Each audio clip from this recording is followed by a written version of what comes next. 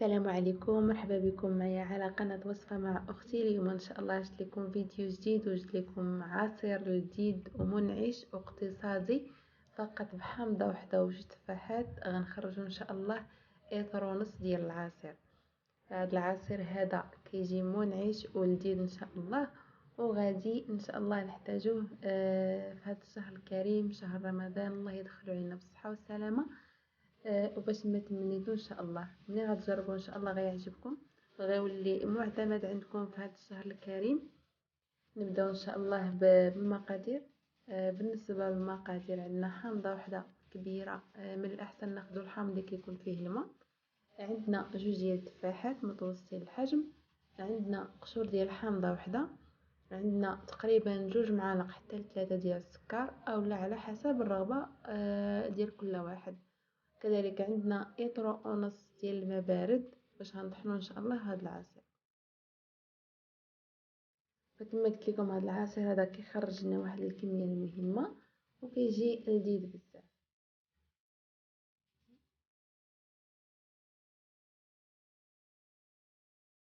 فغادي ناخذ هذا الحامض هذا الحامض هذه حكيت ديك القشره ديالها غنديروها في العصير، وغادي دابا نقشرها وغادي نقيها من ديك القشره البيضاء باش ما تعطيناش المروره في العصير.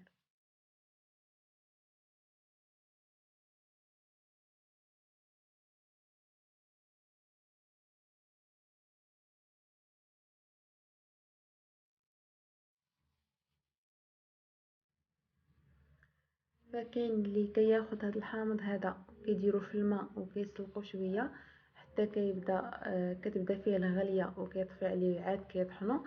فهاد الطريقه هذه كتجي احسن من ان نغليوه. هاد الطريقه هذه كتجي احسن وكتجي منعشه ولذيذه.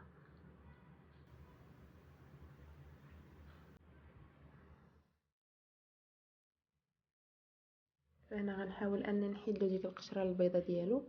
فهاد القشره هذه اللي خليتوها غتعطيكم المروره اولا الحروره في داك العصير.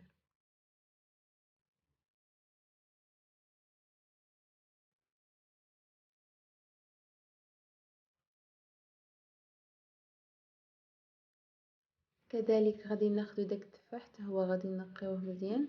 فقط غنحيدلو ديك الزريعه اولا القلب ديالو وغنخليوه بالقشور ديالو، ما غاديش نقشروه.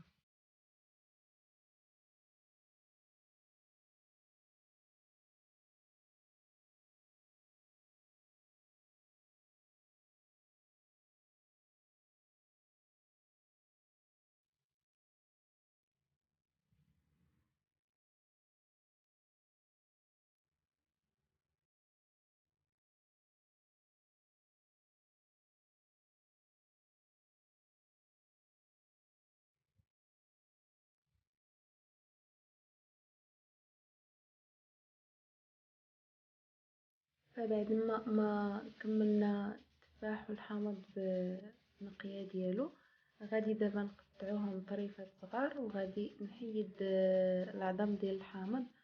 غنحاول اني نحيدو باش ما يحرر ليا العصير. دابا بعد ما نقينا الحامض وقطعناه طريفات غادي نطحنوه ان شاء الله.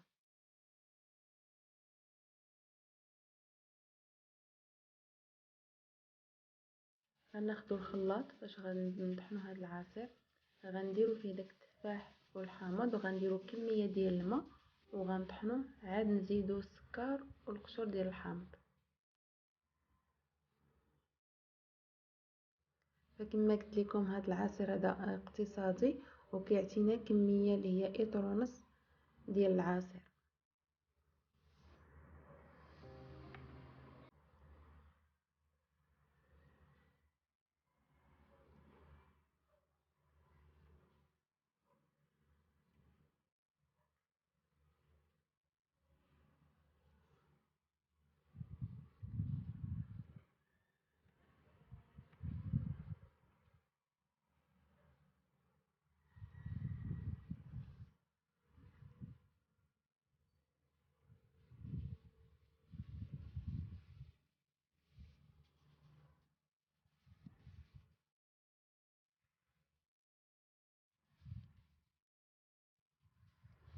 هنا نطحنو مزيان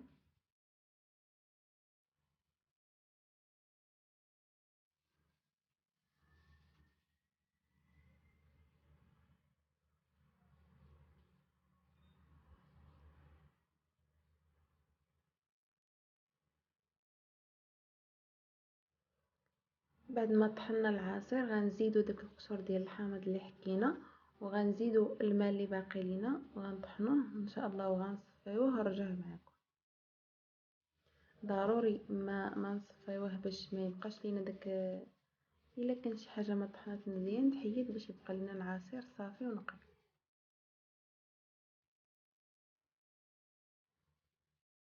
فالنتيجه النهائيه هي هذه. كما قلت لكم هذا العصير كيجي لذيذ ومنعش، وغادي ان شاء الله نستهلكوه في هذا الشهر الكريم. الله يدخلوا علينا بالصحه والسلامه يا ربي.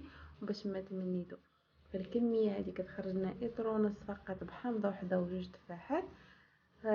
كيجي لذيذ بزاف ومنعش، وكنتمنى انكم تجربوه وتردوا عليا. كذلك بغيت نشكر اي واحد كيدخل القناه عندي وكيخلي بصمه اولا كلمه زوينه. شكرا لكم كاملين، بارك الله فيكم. وكنتمنى ان شاء الله يعجبكم الفيديو وتعطيني الاراء ديالكم في التعليقات. والسلام عليكم.